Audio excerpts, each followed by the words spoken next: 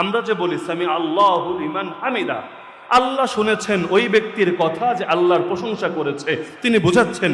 হুলিমান আবার কি জিনিস? হুলিমান তাইলে কি বলতে হবে? বলতে হবে আলাদা করে সামি আল্লাহ, আল্লাহ শুনেছেন, সামি আল্লাহ, আল্লাহ শুনেছেন, লিমান হামিদা, যে তার প্রশংসা করেছে। দুইবার করে বললেন, উভয়বার সামি আল্লাহ হু বলেন নাই, বল সামি আল্লাহ লিমান হামিদা। তাহলে সাধারণ একজন শ্রোতা, তার দিলে কি আছে সেটা তিনি ভালো জানেন। সাধারণ শ্রোতা এটা শুনে যদি শেখে, তাহলে এখন থেকে নামাজে সে এভাবে পড়বে না সামি আল্লাহ লিমান হামিদা, সামি আল্লাহ লিমান হামিদা। কেন?